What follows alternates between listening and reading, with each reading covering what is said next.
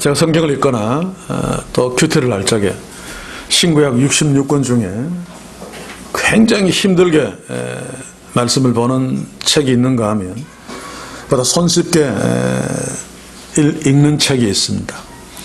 신약은 제쳐놓고 구약을 놓고 보면 레위기가 저에게는 큐티하기가 아주 좋습니다. 물론 제사제도 막 복잡합니다만 그것을 다 알아서가 아니라 자주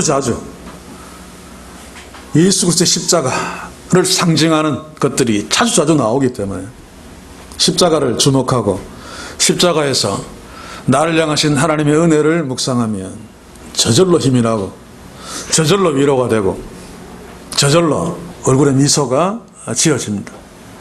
자, 그런데 굉장히 힘든 본문들이 있습니다. 그 중에서는 두 가지인데 하나는 아모스고 하나는 우리가 지금 보고 있는 말라기서입니다.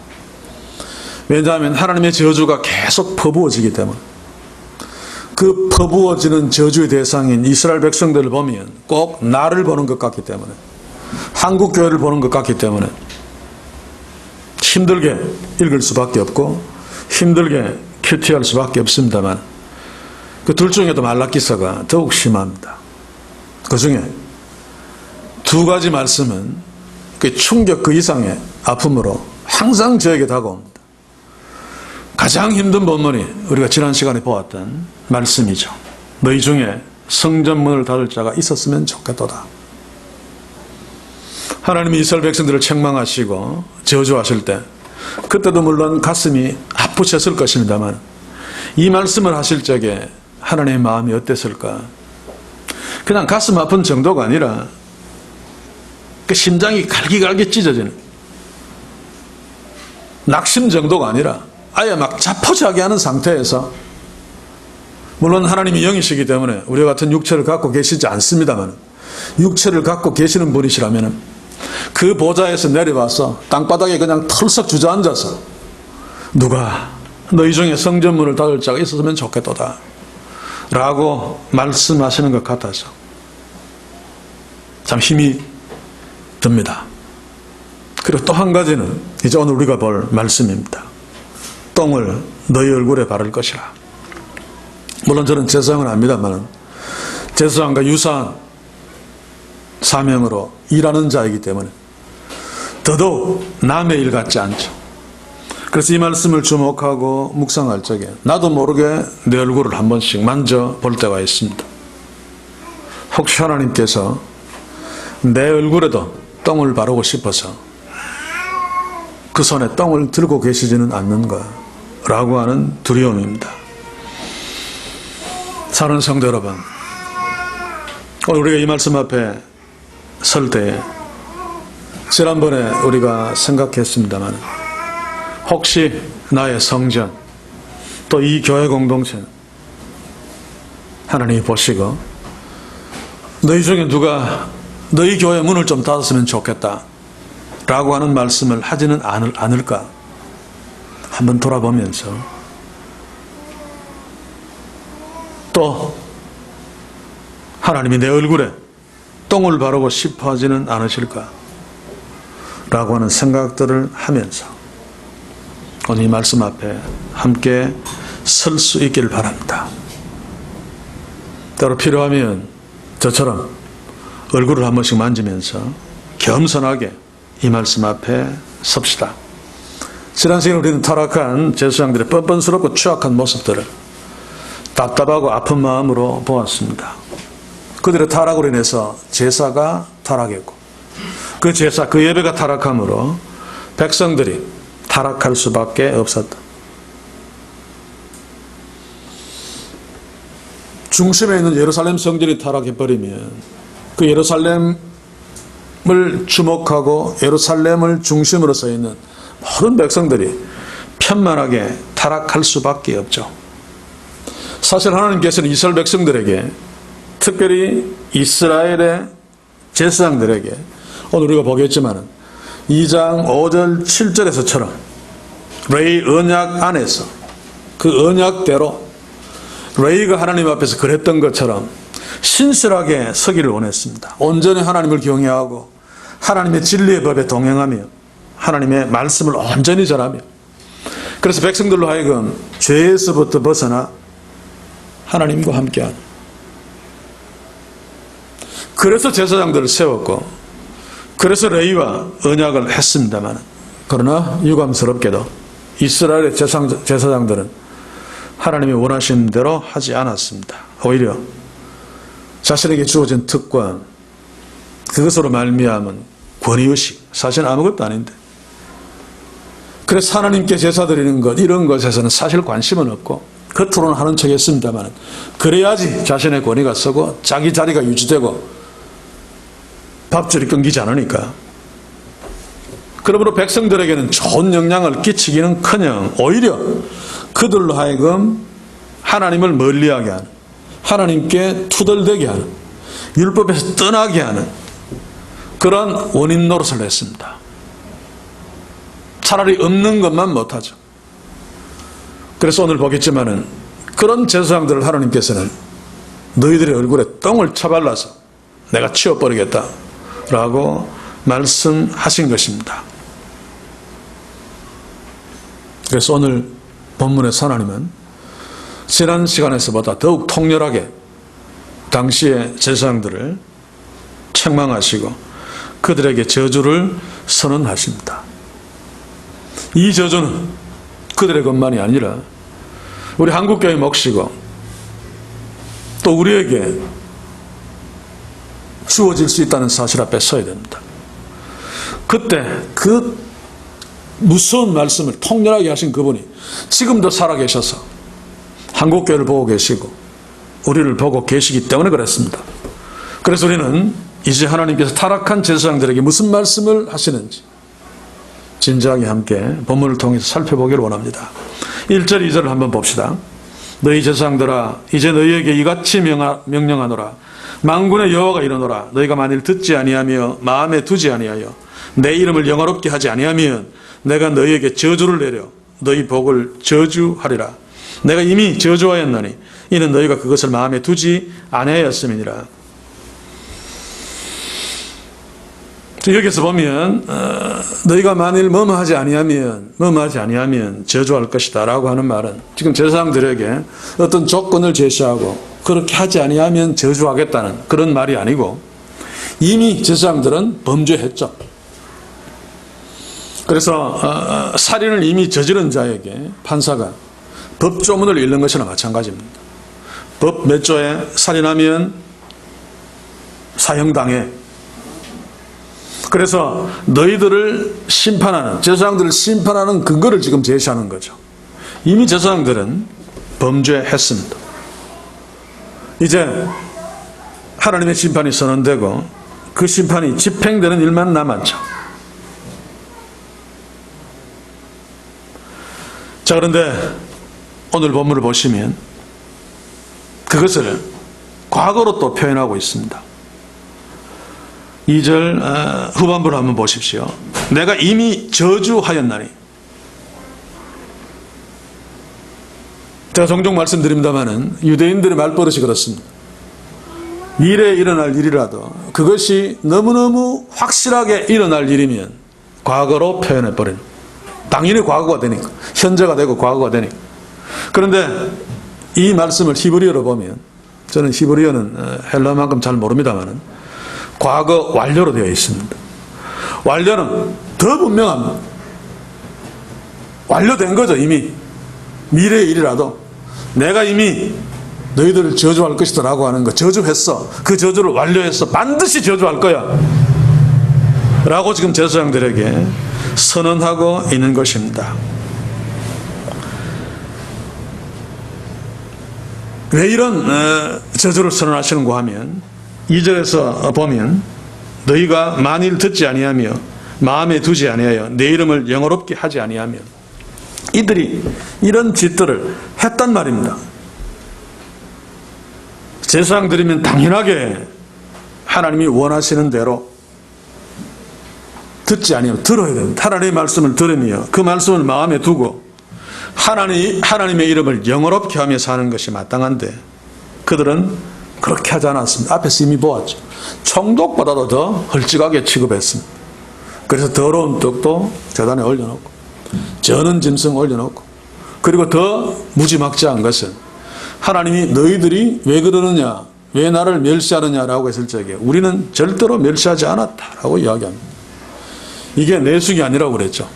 실제로 그렇게 생각한 겁니다. 하나님이 우리한테 어떻게 대접했는데 우리한테 한 만큼 우리도 한다. 그를 우리가 하나님을 경멸한 것이 아니고, 이게 하나님을 경멸한 것이라면 하나님이 먼저 우리를 경멸했다. 이런 태도로 제사장들이 하나님 앞에 섰습니다. 그러니 하나님이 그들을 심판하지 않을 수 없는 거죠. 그들은 자기밖에 없었습니다. 하나님은 그냥 있는 것처럼 연기만 했을 뿐입니다. 그러니 진짜 있는 총독만 못하게 여길 수밖에 없죠. 하나님을 향해 제사하고 뭐 이런 것들은 다 그냥 쇼에 불과합니다. 오늘 이 시대의 교회들이, 특별히 목회자들이 이런 짓들을 많이 하고 있죠. 연기만 잘하면 일반 성도들은 모릅니다. 그런데 정말 연기만 잘하는 자들이, 오늘 말라기서에 제사장 같은 사람들이 이 땅에 너무 많단 말이죠. 그것은 교회 전체를 보면 됩니다. 얼마나 교회가 엉망입니까? 입에 담을 수 없을 정도로. 그것은 종교 지도자들이 타락했고, 종교 지도자들이 타락했다는 것은 하나님을 향한 예배가 타락했다는 뜻입니다. 그 말은 하나님이 없다는 뜻입니다. 하나님이 인간 총독, 대통령보다도 못하게 취급하는 목사들이 수두룩하기 때문에 하나님이 어쩌면 이스라엘에게, 제사장들에게 저주를 선언하신 것처럼 이 땅도 저주를 선언하실지 모르겠습니다. 아니, 이미 선언하시고 그것을 집행하고 있을지도 모르겠습니다. 하나님은 본문에서 2절 중반절에서 내가 너희에게 저주를 내려 너희 복을 저주할 것이요 라고 말하고 있습니다. 여기서 너희 복이라고 하는 것은 좀 추상적이죠. 이런 복 저런 복이라고 구체적으로 이야기하면 쉬울 텐데, 그래서 여러 가지로 해석합니다. 뭐 육체적인 복, 그런데 한 가지 분명한 것은 여기에서 너희 복이라고 지적하신 것은 일반 백성들에게는 없고 제사장들에게만 있는 특권에 해당되어지는 복이라고 보는 것이 가장 타당할 것이라고 생각되어집니다. 당시 하나님께서 제사장들에게 주신 복들이 있죠. 백성들에게 없는. 그 중에 하나가 백성들을 대표해서, 백성들을 대신해서 하나님께 희생제물을 가지고 나가 드리는 것입니다. 이것은 예수님이 하셨기 때문에 오늘 이 시대는 할 필요 없습니다. 저도 그게 아니죠. 그렇죠? 다른 목사들은 어떤 사람들을 보면 가운을 입고 마치 중보자인 것처럼, 신부들은 그런 착각을 하는 것 같아요. 그렇지 않습니다. 그렇죠? 예배를 인도하기 때문에 어쩔 수 없이 편리상, 인간의 한계 때문에 제가 앞에 나와서 그 예배의 순서 따라 인도하는 거지. 저도 똑같이 예배의 자리에서 하나님을 예배하는 자. 중보자는 예수 그리스도 한 분밖에 없습니다. 그래서 당시의 제사장은 그 중보자 노릇을 했습니다. 이게 얼마나 영광이고 특권인지 모릅니다. 또 하나는 백성들에게 율법을 가르치는 것. 이것은 저도 합니다. 그렇죠? 그리고 또 한 가지는 백성들을 재판하는 것. 재판관들이 있었습니다만 특별히 종교적인 것에 관한 재판들 제사장들이 했습니다. 이것은 교회도 하고 있죠. 또 하나는 백성들에게 여호와의 이름으로 축복하는 것. 이 제사장의 특권들입니다. 놀라운 특권이 아닌데 이런 특권들 때문에 제사장들은 백성들이 누릴 수 없는 많은 혜택들을 누렸습니다. 자, 그런데 이제 제사장들의 이런 복을 저주하시겠다는 하나님의 저주, 그 특권을 빼앗겠다는 거죠. 제사장들이 그 특권이 빼앗겨지면 그 특권으로 말미암아 주어지는 혜택도 다 사라지게 될 것입니다. 자, 그런데 지금은 제사장들을 향해서 저주 퍼부을 적에 그때 제사장들이 괜찮았습니다. 그래서 다시 한번 내가 이미 너희들을 저주했다라고 과거 완료로 표현함으로써 내가 반드시 너희들을 저주할 거야 라고 하나님께서 제사장들을 향해서 말씀하신 것입니다. 계속 저주를 선언하시고 저주의 이유를 반복해서 오는데 여기서도 보면 너희가 그것을 마음에 두지 아니하였음이라. 너희가 그것을 마음에 두지 않았기 때문에 내가 너희들을 저주할 수밖에 없어. 그것은 앞에서 이야기하는, 다시 한번 읽어볼게요. 만일 듣지 아니하며 하나님의 말씀을 듣는 것이 제사장의 의무고 특권인데 듣지 않고 마음에 두어야 되는데 두지 않고 내 이름을 영화롭게 하지 아니하며 하나님의 말씀을 듣고 그 말씀을 마음에 두고 하나님 이름을 영화롭게 여기는 그것을 너희들이 마음에 두지 않았다. 왜 마음에 두지 않았을까요? 하나님이 없기 때문입니다. 있어도 청덕보다 못한, 아니 자기 집에서 기르는 그 애완용 비싼 강아지보다도 못하죠. 하나님이. 그러니 그런 것들을 마음에 둘 리가 없습니다. 그래서 저주하겠다. 너희들은 내 말을 듣지도 아니하고 내 말을 마음에 두지도 아니하고 내 이름을 영어롭게도 하지 아니했다. 오늘 이게 이 시대 한국교회 우리에게 해당되어지는 것이 아닙니까? 다시 한번 읽어보십시오. 나를 거기에 비추어 놓고 우리가 하나님의 말씀을 잘 듣고 있습니까? 그것을 마음에 새기고 삽니까? 하나님의 이름을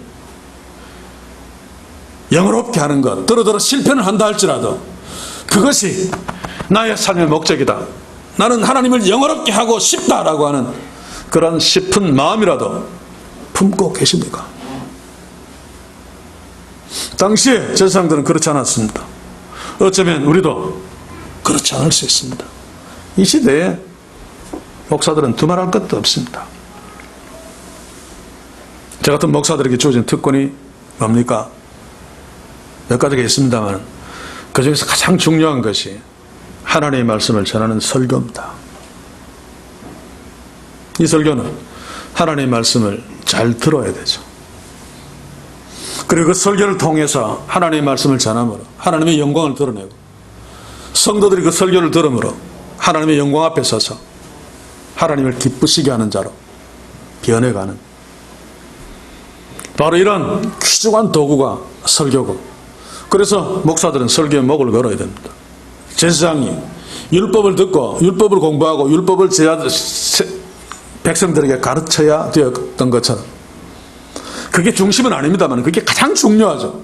율법을 알아야지 하나님 누구신 줄 알고 하나님께 제사를 어떻게 드려야 되는지 알고, 그래서 그런 마음으로 제물을 가지고 제사장에 주고 제사장이 그들을 대신해서 하나님께 제사하고 그들은 밖에서 기도하면서 제사에 동참하고, 이 모든 것들이 율법대로 하나님의 말씀대로 되어져야 됩니다. 그래서 하나님의 말씀이 죽어버리면 결국 다 죽습니다. 근데 오늘 이 시대에 설교들이 어떻습니까? 하나님의 말씀을 대하는 특권이 아니라 때로 귀찮은 것. 그래서 설교집들이 그렇게 많이 팔리고 설교 회사가 따로 있고 전신만신 짜집게 하고, 그 어떤 갤럽조사에서 한국계 99%가 표절이다. 그리고 나머지 1%도 모르겠다. 100% 조사한 것이 아니기 때문에 그냥 1%는 남겨둔다. 다르게 이야기하면 모든 목사들이 설교를 듣는 성도들을 의식하면서 설교 준비하는 것이 아니라 대강 끼워 맞춘다는 거죠. 그러면 어떻게 되겠습니까? 거기에는 진짜 하나님의 말씀의 능력이 없습니다. 그렇죠? 하나님 바보입니까? 붕어를 막 이야기하면서 붕어빵만 던져주는 거죠. 붕어빵에는 진짜 붕어가 없는 것처럼 뭐 십자가 이야기하고 뭐 성경 이야기해도 실제로 십자가가 없는 설교를 해댈 수밖에 없습니다. 이유는 단 한 가지입니다. 하나님이 없기 때문에. 그러면 하나님의 말씀이 없을 수밖에 없고, 하나님의 말씀이 없으면 인간은 방자해질 수밖에 없어요. 어쩔 수 없습니다. 이 방자한 목사들 얼마나 많습니까? TV에서도 우리가 보고 있습니다. 그렇다면 방자한 신자들도 너무 많습니다. 왜냐하면 하나님의 말씀을 듣지 않으면 누구나 방자해질 수밖에 없기 때문에 잠언서 29장 18절 한번 봅시다. 묵시가 없으면 백성은 방자하거니와 율법을 지키는 자는 복이 있느니라.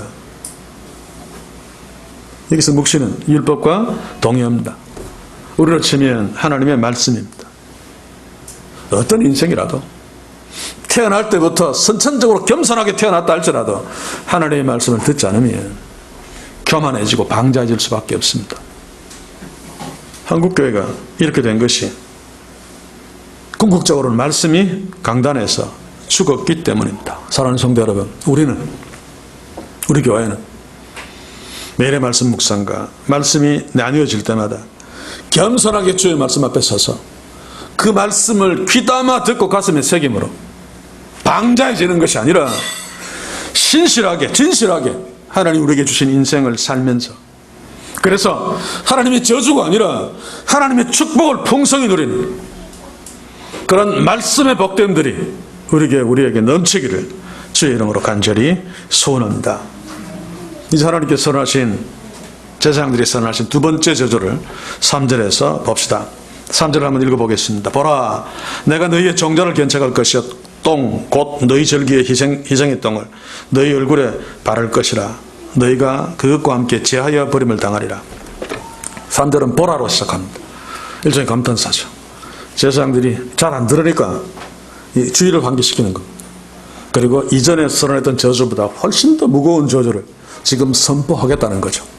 그래서 보라, 좀 쳐다봐라, 좀 들어라 라고 감탄사를 먼저 하고 이제 너희 종자를 견책하겠다 라고 두 번째 저주를 선언합니다. 이 종자는 히브리어 원문에도 종자로 되어 있습니다. 제가 개정 개혁을 보니까 이렇게 번역해 놓았어요. 나름대로 잘 번역한다고 했을 텐데 너희의 자손들을 꾸짖으며, 종자 씨가 자손일 수 있습니다. 그래서 영어 성경을 살펴보니까 거의 대부분의 영어 성경들이 이렇게 번역했어요. offspring 또는 dependent 뭡니까? 그렇게 descendants 로 번역했는데 쭉 찾아보니까 KJV 성경에서만 seed 그냥 원문대로 직역했어요. 우리 성경도 우리가 쓰는 한글 개역은 원문대로 종자라고 번역했는데 그것을 좀 더 잘 번역하겠다고 개정한 것이 자녀, 자손으로 좀 더 잘못 번역한 거죠. 의역할 때는 조심해야 됩니다. 왜냐하면 여기에서 시로 번역한 것, 종자로 번역한 것은 이중적인 의미가 있기 때문에 그렇습니다. 그래서 그냥 시로도 봐야 되고 자손으로도 봐야 되죠. 자, 씨, 농부들이 뿌리는 씨죠. 종자, 씨나락. 그런데 이 레위인들, 제사장들은 농사 짓지 않습니다. 그래서 아마 번역하는 사람들이 상관없다고 생각해서 씨 뿌리는, 농사 짓을 때 쓰는 씨는 아마 빼버리고 상징적인 의미로만 번역한 것 같은데, 제사장들은 직접 농사 짓지 않지만 그러나 농사 짓는 백성들과 깊은 관련이 있습니다. 하나님께서 씨를 견책하겠다, 저주하겠다는 것은 백성들의 농사를 망쳐놓겠다는 거죠. 그것은 백성들의 죄에 대한 저주도 있지만 백성들이 농사를 망쳐버리면 수입이 적어지고, 수입이 적어지면 11조를 조금밖에 낼 수 없습니다. 레인들의 특권이 11조를 받는 거죠. 그래서 다른 모든 사람들보다 부자입니다.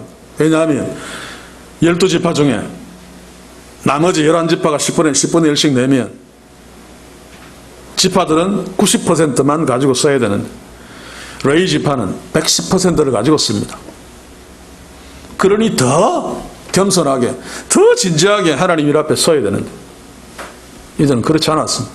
그래서 백성들이 농사 짓는 건 내가 견책해서 너희들의 수입을 확 없앨 거야 라고 하는 말이죠. 자, 그러면 물론 백성들도 타락했기 때문에 저주하는 것입니다만, 여기서는 제사장들의 타락 때문에 제사장들의 수입을 확 끊으려고 백성들의 농사에 타격을 가하겠다는 것이니까 제사장들의 잘못이 백성들의 저주로 이어지는 거죠. 이게 현실입니다. 오늘 이 시대에도 보면 교회 공동체의 지도자들 때문에 교회가 어려움을 겪고 성도들이 어려움을 겪고 때로는 엄청난 시련 앞에 서는 경우들이 얼마나 많습니까? 이게 한국교회의 현 주소인 것 같아서 마음이 몹시 아픕니다만 현실입니다. 부모가 엉망이면 그 자녀들이 고생할 수밖에 없죠. 기억합시다. 그리고 종자의 두 번째 의미는 개정개혁에서 번역한 것처럼 후손, 자녀입니다. 하나님은 제사장들의 자녀를 저주하겠다라고 말씀하시죠. 이것도 하나님의 통치 원리입니다. 출애굽기 20장 5절 6절을 보시면 나를 미워하는 자의 죄를 갚되 아비로부터 아들에게로 3, 4대까지 이르게 하거니와 나를 사랑하고 내 계명을 지키는 자에게는 1000대까지 은혜를 베푸느니라. 자, 하나님께서 아버지의 죄 때문에 자식을 저주하겠다는 말은 아닙니다. 그러면 하나님은 공의의 하나님이 안 되죠. 이것 가지고 무슨 가계에 흐르는 저주를 끊어라 이런 책들 한때 많이 팔렸습니다만 그것은 복음이 아니라 무당짓이나 무당짓.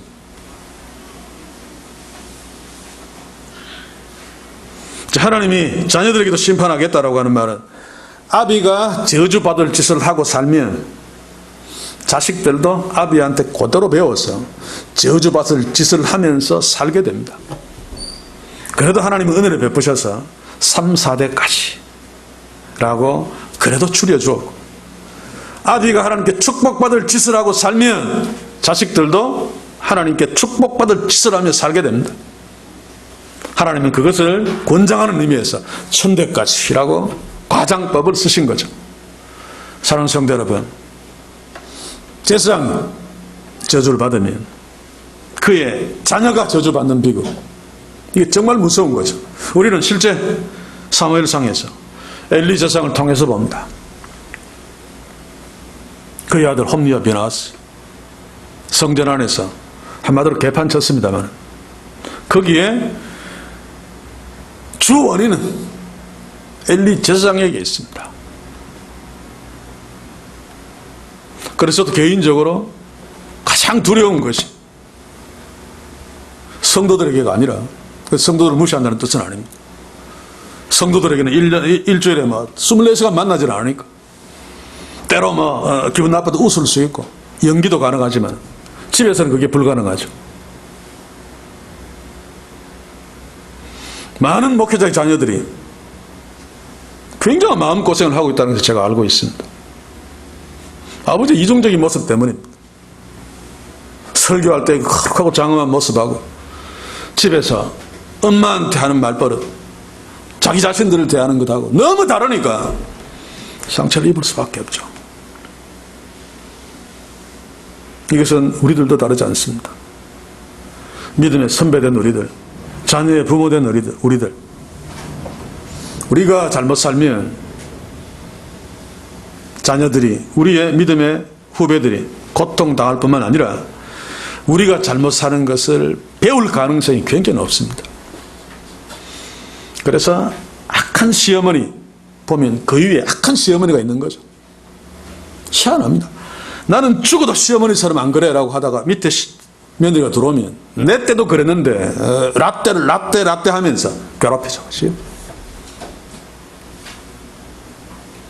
아마 그런 관점에서 가게가 흐르는 저주를 끊으라 그러면 또 제가 좀 공감을 하겠는데 어쨌든 굉장히 무서운 일이면서 너무너무 현실적인 일이기 때문에 오늘 하나님께서 제사장들의 자녀를 견책하겠다 하는 말씀 우리는 귀담아 들으면서 그 앞에 서야 됩니다.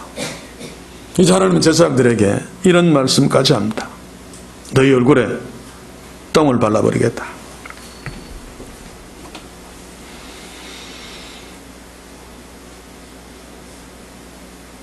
너희의 절기의 희생의 똥을 너희 얼굴에 바를 것이라. 절기의 희생의 똥, 성전 안에서 짐승을 잡죠. 제단에 들어가기 전 제사장의 뜰에서. 그래서 제사장은 굉장히 힘이 듭니다, 일이. 그래서 정년이 굉장히 짧죠. 왜냐하면 엄청난 큰 짐승도 잡아야 되니까. 그래서 짐승을 잡을 때 짐승은 배설물을 다 흘러냅니다. 자기가 죽으니까 얼마나 아프고 또 스트레스를 받겠습니까? 그래서 흘러나온 배설물들은 치워야 됩니다. 나머지는 하나도 버리지 않아요. 다 태우죠. 내장까지도. 똥은 하나님께 드릴 수 없잖아요. 따로 분리해서 성전 밖으로 가지고 나가서 예루살렘 성벽에 보면 한쪽에 양문이 있고 또 분문이 있습니다. 양문은 성전으로 짐승, 제사들 짐승을 가지고 들어오는 문이고, 분문, 똥문은 제사 지낼 때 짐승을 잡아서 나오는 배설물들을 가지고 나가는 문입니다. 예루살렘 성 밖에 있는 게헨나, 쓰레기 소각장이죠. 거기에 가지고 나가서 태워버립니다. 왜냐하면 똥은 쓸데없기 때문에. 그냥 쓸데없으면 다행인데 그냥 두면 다 버립니다. 냄새 또 묻을 수도 있고. 그래서 똥은 성전에서 치워버리는 거예요. 하나님께서 너희 얼굴에 똥을 바르겠다는 말은 내가 너희를 아무 쓸모없는, 아니 있으면 안 되는 그런 똥으로 취급하겠다 라고 하는 말입니다. 성전에서 가장 귀하게 대접받는 자가 하나님께로부터 똥 취급당하면서 얼굴에 똥이 발리면 그 이상 더 큰 수치가 없겠죠. 그리고 더욱 무서운 것은 똥은 분문을 통해서 게헨나로 가서 1년 내내 불이 꺼지지 않는 그 불에 태움을 당하는데, 어쩌면 이 말씀은 너희 제사장들 내가 지옥불에 던져넣겠어 라고 하는 말씀일지도 모르겠습니다. 그래서 야고보 선생은 너희가 랍비 될 수 있도록 되지 마라. 유대인들에게 가장 존경받는, 하나님 다음으로 존경받는 자가 랍비인데, 요즘으로 치면 목사일 수 있고 또 율법을 전하는 제사장도 거기에 속할 수 있는데 될 수 있는 대로 되지 마라. 한국 교회에서는 다르죠, 그렇지요? 조금만 어릴 때 새벽기도 열심히 나가고 막 기도 열심히 하면 신학교 가라라고 합니다만, 성경은 될 수 있는 대로 하지 마라 그럽니다. 왜냐하면 자칫 더 큰 저주를 받을 가능성이 있기 때문에. 말씀 한번 잘못 전하면 수많은 영혼들이 죽습니다. 그런데 그렇게 무거운 자리에 있다는 사실을 의식하지 않기 때문에 제사장들이 얼굴에 똥을 발리고, 오늘 이 시대에 수많은 목사들이 그 얼굴에 하나님이 바른 똥으로, 본인은 모릅니다만, 서 있단 말입니다. 똥이 진내에 있으면 모든 사람들이 그 냄새로 힘들어하고 또 더럽혀질 수 있죠. 그래서 짐 밖으로 마땅히 내다 버려야 되는데, 어느 시대 교회 공동체 안에도 이렇게 똥 바른 사람들 때문에 많은 사람들이 힘들어하고 불편해하고 또 그 똥 바른 것에 오염되어서 더럽혀지기가 일쑤입니다. 상담한 것들을 이렇게 보면 상당수가 기독교의 신앙을 버린 자들이, 거의 대부분 교회 안에서 상처 입은 자들입니다. 진리를 막 연구해서 하나님이 없어라고, 그러므로 결론 하나님이 없음, 이제 내가 교회 안 다니겠다가 아니고 교회 안에서 상처 입고 깨진 대표적인 사람이 목사고 장로고 그렇죠. 똥 바른 사람들 때문에 그렇게 되는 것입니다. 저는 서울에 신학교 다닐 적에 노회가 열리면 목사님한테 저도 노회 좀 참석했으면 좋겠습니다 라고 언제부턴가 했습니다. 왜냐하면 신학교에서 노회에 참석하면 그 교회에서 점심을 준다. 목사님들 장로님을 대접하는 점심이니까 막 고기도 막 나오겠죠. 그래서 그거 공짜로 노회에 가면 방청석이 있습니다. 방청석에 참석한 사람도 식사를 할 수 있으니까. 그래서 음식 고기 꼭 좀 먹고 싶어서 노예에 가고 싶다 그러니까 목사님이 가지 마라. 가면 손해본다. 그래서 웃으면서 너는 이대로 순수한 대로 있었으면 좋겠다. 저는 그때 무슨 뜻인지 몰랐습니다. 그런데 목사 안수 받을 적에 노예에 참석했죠. 노예 기간에 목사 안수를 주니까. 그때 목사님이 내가 참석하고 싶다는 노예에 참석하지 말라고 하신 이유를 알았습니다. 제가 설교하면서도 그런 얘기를 종종 했죠. 야, 여기에 퍼센테이지로 보니까 무신론자가 가장 많이 모여 있더라는 겁니다. 학교를 대표하는 자들이 모였는데 서로 막 마이크를 붙잡고 막 싸우는 거 보니까 국회의사당에서 그 쓰레기 같은 인간들이 싸우는 것과는 비교가 안 돼, 비교가. 이야, 여기도 이렇구나. 이게 현실입니다. 지금은 더 하겠죠. 노예가 급하니까 교회 안에서 성범죄 저지른 그 인간이 아직도 목회하고 있어요. 노예가 지켜줍니다. 이번에 막 똥 먹이고 뭐 그랬던, 한마디로 이 말이 안 되는 이야기인데 노예에서 그냥 지켜줍니다. 당회장 정직 6개월. 그 하나만 합니다. 하나만. 그래서 피해자들이 화가 나가지고 밖에서 막 피켓을 들고 그러는데 그래봤자입니다. 다 똥을 바른 인간들이기 때문에 어쩔 수 없는 거죠. 똥 바른 인간이 똥 바른 인간 지켜줘야지 자기들이 살죠. 그러니 하나님께서 이 땅의 교회들을 향해서, 아니 거기에 우리까지, 나는 아닌 것처럼 보이지만 내 얼굴에도 똥을 바르고 싶어 하지 아니할까, 한번 진지하게 생각해 봐야 된다, 그 말입니다. 계속 4절을 한번 읽어봅시다. 만군의 여호와가 이르노라, 내가 이 명령을 너희에게 내린 것은 레위와 세운 나의 언약이 항상 있게 하려 함인 줄을 너희가 알리라. 하나님이 제사장들을 저주한 것은 제사장들이 미워서라기보다는 처음에 레위와 세운 언약을 항상 있게 하기 위해서.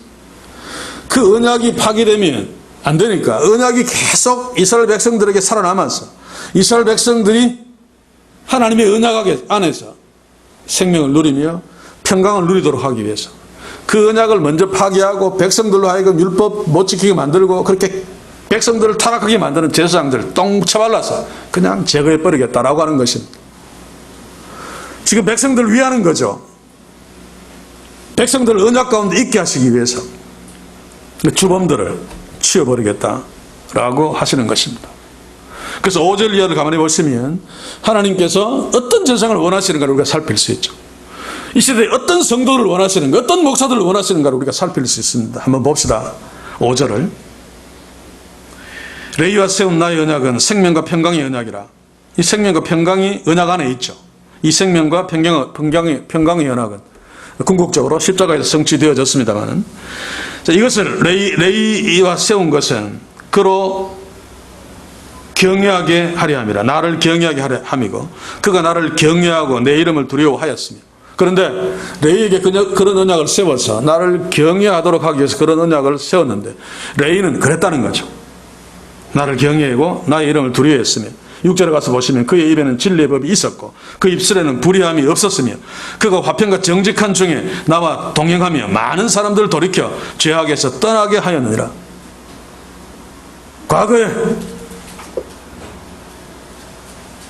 제사장들은, 대표적으로 레위는 하나님이 원하시는 대로 언약 안에서 이렇게 제사장 노릇을 했는데 너희들은 뭐냐, 그 말입니다. 정반대로 지금 놀고 있죠. 그런데 하나님은 그때뿐만 아니라 지금도 제사장들이 하나님 앞에 하나님을 경외한 자로 서기를 원하고,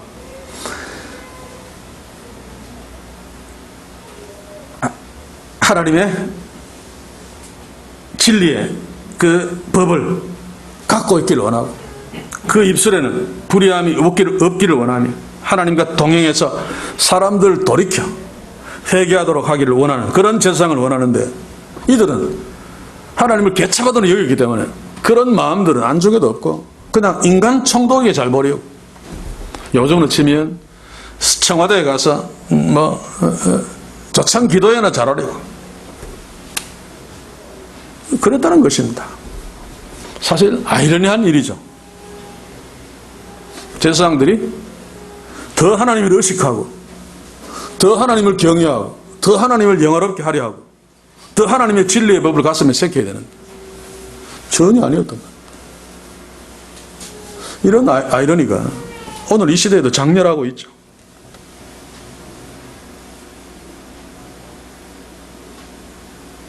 교회 나온 지 1, 2년 된 성도보다 수년 신앙생활 하면서 직분까지 가진 자가 하나님을 훨씬 덜 두려워합니다. 직분자 중에서도 소위 말하는 중직이라고 하는 장로 목사들이 훨씬 하나님을 두려워하지 않습니다. 목사들 중에서도 1, 2년 된 샌베이 목사들보다 3, 40년 노련한 목사들이 하나님을 더 두려워하지 않습니다. 농촌교회 목사들보다 초대인 교회를 목회하는 목사들이 대체로 하나님을 더 두려워하지 않습니다. 아이러니죠, 아이러니.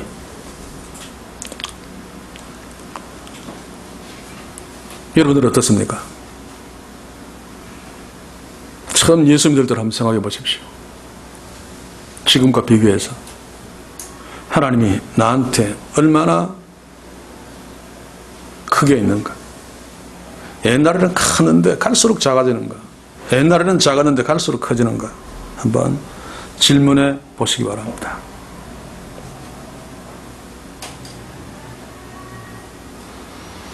계속 6절 봅시다. 그 입에는 진리의 법이 있었고 그 입술에는 불의함이 읽었죠.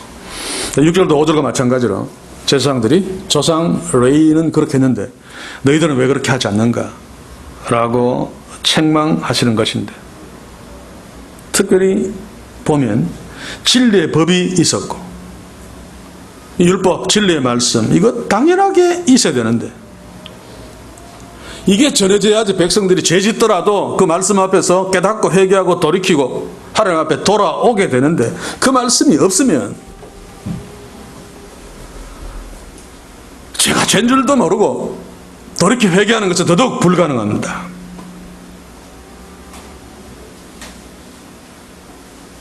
제가 앞에서 잠시 언급했습니다만 오늘 시대에 옛날에 제사장처럼 교회 목회자들의 타락이 성도들의 타락을 불러오죠. 그래서 똑같이 개판치고 또 상처입고 튀어나가고, 어떤 사람들은 거짓 목사에 쏘아서 함께 막 광장으로 뛰어나가서 막 하고 하나님을 욕되게 하는, 어떤 사람은 저한테 항의합니다. 나라를 위해서 그렇게 하는 그게 무엇이 잘못됐는가? 당연히 해야 되는 것 아닌가? 네가 비겁한 게 아닌가? 제가 말합니다. 국민의 자격으로 해라. 그러나 예수의 이름으로 하지 마라. 예수님이 그렇게 하신 적이 없기 때문에. 교회는, 그리스도인들은 하나님 나라의 백성들입니다. 그래서 교회의 이름으로, 예수의 이름으로, 그리스도의 이름으로, 하나님의 자녀의 이름으로 세상 나라 운동하는 것은 죄 짓는 건 죄 짓는 것. 그런데도 그것이 무슨 순교자처럼 영웅인 것처럼 다 하나님을 욕되게 하는 거죠. 왜 그렇습니까? 거기에 하나님의 말씀이 없기 때문에, 진리의 법이 없기 때문에 한마디로 무법천지인 거죠. 사랑하는 성도 여러분, 우리 교회는 진리의 법이 풍성함으로 하나님을 영어롭게 하는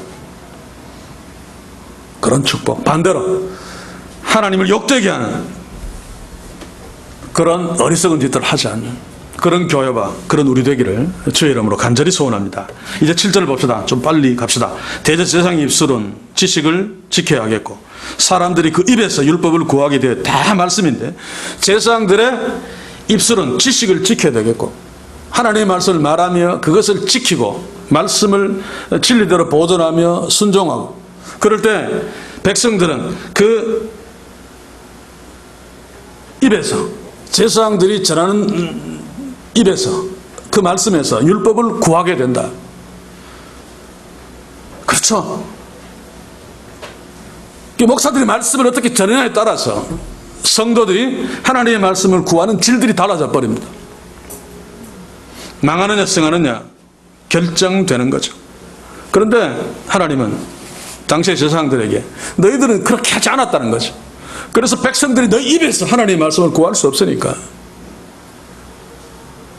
다 망할 수밖에 없는 것이다. 그래서 내가 저주한다 라고 말하고 있습니다.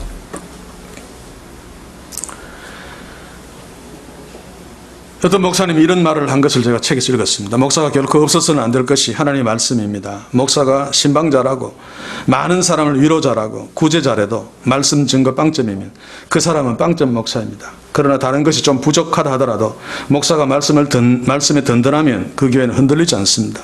하나님이 왜 목사를 부르셨는지 알아야 합니다. 100번 맞는 말인데 제가 이것을 가지고 온 것은 전병욱이가 한 말입니다.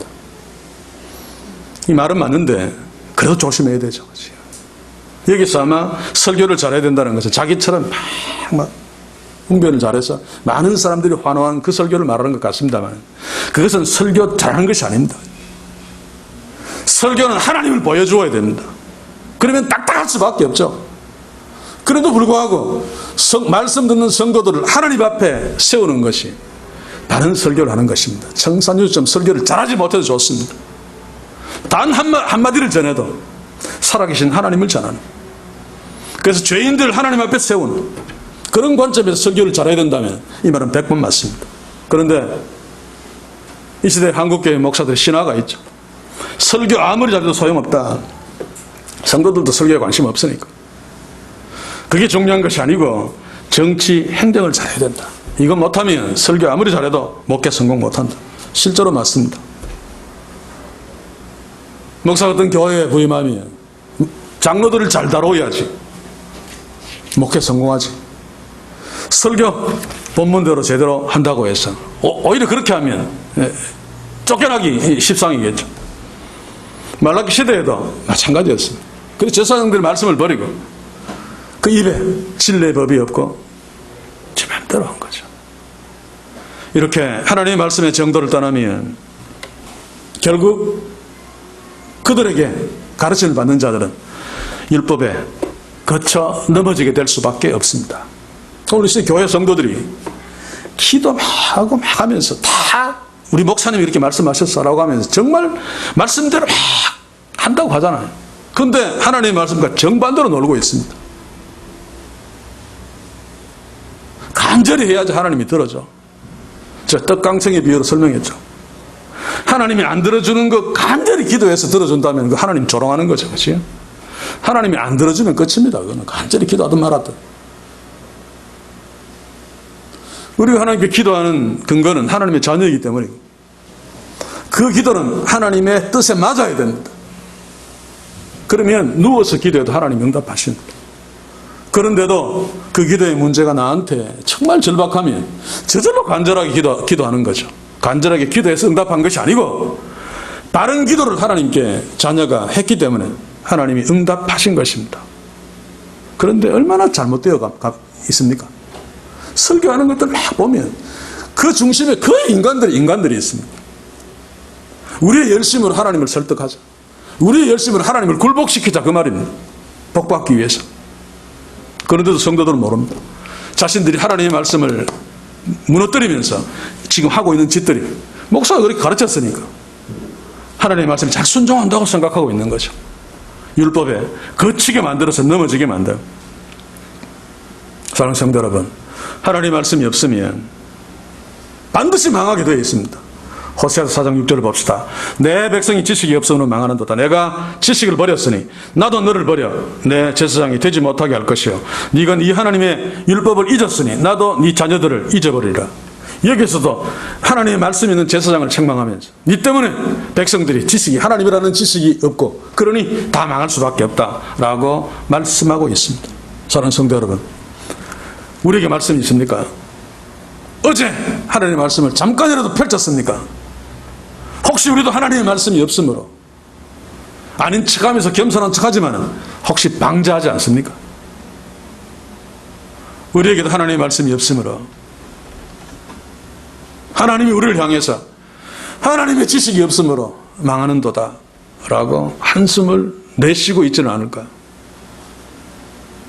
이것은 체크할 수 있죠. 지난 일주일에 사람들을 한번 돌아봅시다.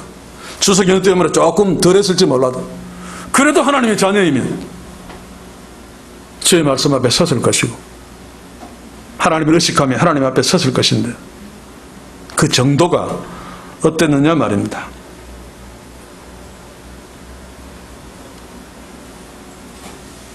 저는 저에게 자주 경험합니다. 말씀 앞에 제대로 서지 않으면 저절로 방자해요. 저는. 지금은 아닙니다만은 오랫동안 목회하면서 그런 사람들을 종종 만납니다. 방자한 사람들이 있습니다. 지 마음대로 하려고 하는 사람이 있습니다. 보면 하나님 말씀이 없습니다.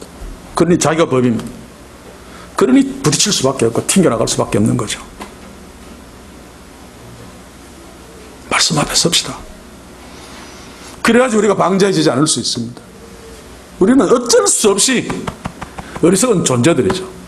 그래서 전능자 하나님의 말씀 앞에 서야지 겸손하게 하나님의 머리를 숙일 수 있고, 그래야지 하나님 주시는 복들을 누릴 수 있습니다. 이제 9절로 결론을 짓겠습니다. 너희가 내 도를 지키지 아니하고 율법을 행할 때에 사람에게 편벽되게 하였으므로, 무슨 말인가 하면 하나님의 말씀을 지키지 아니하고 율법을 행할 때에는 이게 재판을 할 때든가 성도들에게 율법을 가르칠 때 지키지는 아니하고 율법을 행할 때, 율법을 시행할 적에 편벽하게 한다. 사람을 차별해서 대한다, 그 말입니다.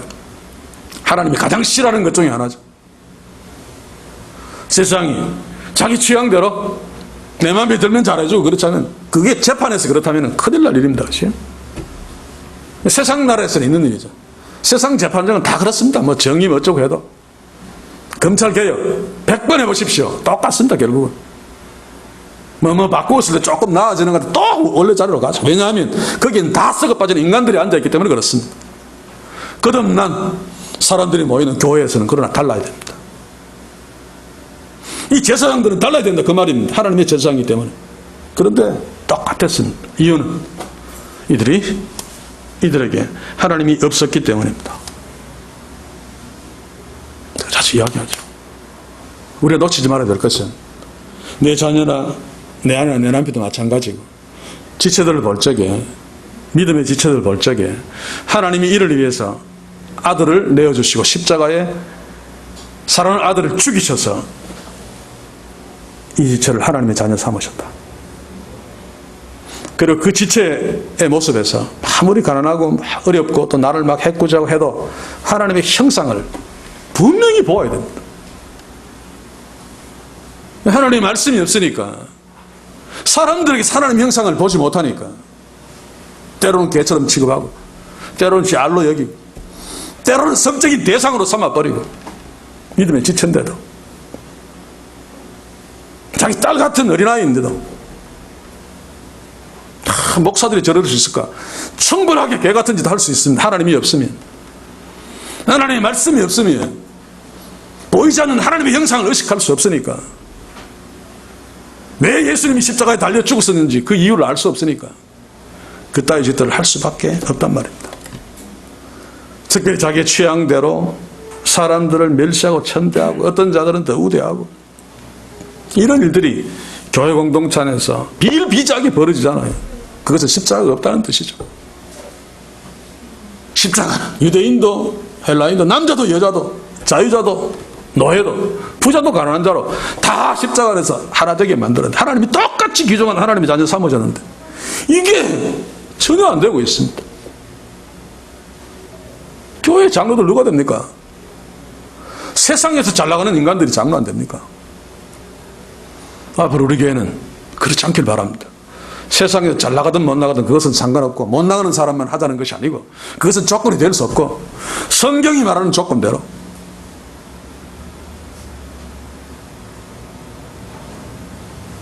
장로를 뽑을 수 있는 그런 축복이 우리 교회에 있기를 소원합니다.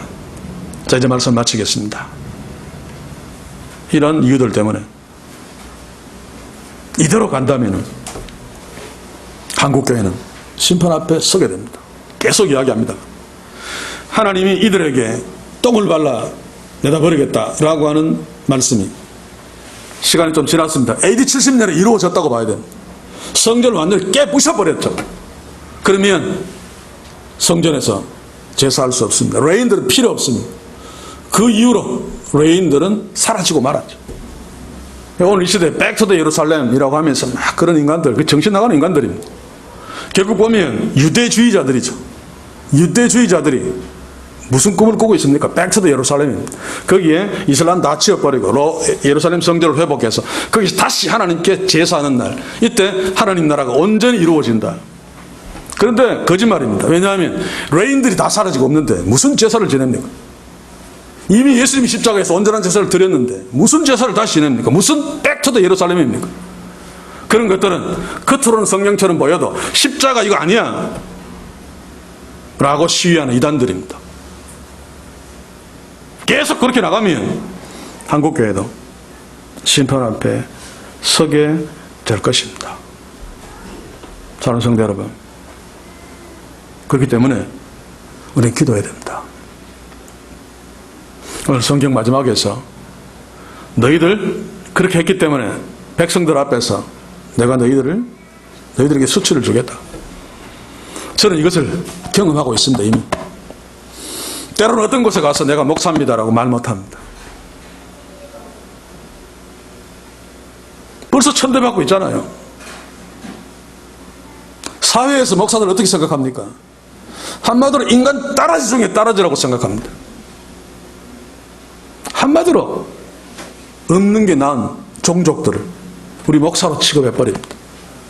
교회에서도 점점 그렇게 되어갑니다. 어떤 교회들은 목사한테 하도 뒤어서 목사 없이는 교회가 안 되니까 목사를 두긴 두는데 절대로 마음 두지 않습니다. 한 2, 3년 써먹다가 또 바꾸는다. 이미 처절하게 천대당하고 있습니다. 하나님 말씀대로 되는 것입니다. 그래서 우리는 우리 교회 우리 자신들을 위해서 기도해야 됩니다만 이 땅의 목회자를 위해서 기도해야 됩니다. 연약한 저를 위해서도 반드시 기도해 주어야 됩니다. 그렇지 않으면 다 별 수 없는 인생들이죠. 목사와 똑같은 인간입니다만 그런 교회 공동체에서 목사의 위치가 상당한 부분에서 영향을 주기 때문에 목사가 바로 서지 않으면 교회는 끝장나게 되어 있습니다. 사랑하는 성도 여러분, 하나님께서 적어도 저희 얼굴에 똥을 바르지 않도록 저도 깨어 있으려고 애쓰겠습니다만 여러분들이 깨어 기도하면서 저를 살피시고 저를 감시해 주셔야 됩니다. 그래서 저를 위해서 기도해 주셔야 됩니다. 모두를 위해서 기도해야 됩니다. 우리 교회는, 우리 목사는, 우리 모두는 하나님이 우리 얼굴에 똥 바르고 싶어하는 그런 자로 서는 것이 아니라 그 반대로 얼굴에 발라있는 똥도 닦아주시고 기여 안으시며 나 너 때문에 기뻐. 네가 있어서 그래도 나는 한국교회 소망 버리지 않았어 라고 하시는, 그러려면은 하나님을 경외하는 교회로 서야 됩니다. 그러려면은 하나님과 동행해야 됩니다. 이 모든 것들 주의 말씀이 풍성할 때 가능합니다. 하나님의 말씀이 풍성하면 죄악에서 떠나게 되어 있습니다. 하나님의 말씀이 풍성하면 하나님을 경외하게 되어 있습니다. 우리는 살아계신 하나님의 말씀이 풍성함으로 하나님을 멸시하는 것이 아니라 경외하며 그의 이름을 짓밟는 것이 아니라 영어롭게 여기며 그런 말미암아 주께서 기뻐하시고 주께서 축복하시는, 그러므로 타락한 이 땅의 교회들을 회복시키는 거울이 되는, 도구가 되는 그런 놀라운 복들이 하나님의 말씀이 풍성함으로 이 교회 우리에게 풍성하기를 주의 이름으로 간절히 소원합니다. 기도합시다. 주여, 오늘 이 시간 너희들의 얼굴에 똥을 바르겠다는 하나님의 그 아픈 말씀에 이 정도 본능적으로 제 얼굴을 만져보지 아니할 수 없습니다. 이 말씀이 지금의 이 땅과 우리에게 해당되어지는 말씀임을 겸손하게 인정하고 다시 한번 살아계신 하나님 앞에 주의 말씀 앞에 우리들을 세워놓고 세심하게 돌아보게 하소서. 나는 하나님을 얼마나 무겁게 여기고 있는가, 나는 하나님의 이름을 얼마나 영어롭게 여기고 있는가, 나는 하나님의 자녀로 얼마나 거룩하게 살고 있는가, 하나님을 얼마나 기쁘시게 하며 살고 있는가. 항상은 아니라 할지라도 말씀 앞에 섰을 때만이라도, 내일의 말씀 묵상을 할 때만이라도 이렇게 하나님 앞에 우리를 세우셔서 질문할 수 있게 하심으로 적어도 이 땅이 다 똥덩어리라도 우리만이라도 이 교회만이라도 하나님이 기뻐하시는 교회로 우리로 서서 마른 뼈 같은 세상에 생명의 말씀을 전함으로 다시 살려놓는 놀라운 하나님의 역사의 한 도구가 되게 축복해 주시옵소서. 이를 위해 이 교회와 우리의 가정들 한 사람 한 사람 육신적으로도 축복해 주시기를 원합니다. 우리가 믿음이 연약하여 육신적으로 어려움을 겪으면 하나님 앞에 바로 서지 못하는 연약한 존재들이 오니 우리에게 건강의 복과 물질의 복과 자녀들의 복과 또 여러 가지 복들을 주시어서 하나님 앞에 더욱 온전히 설 수 있도록 축복해 주시옵소서. 예수님의 이름으로 기도하옵나이다. 아멘.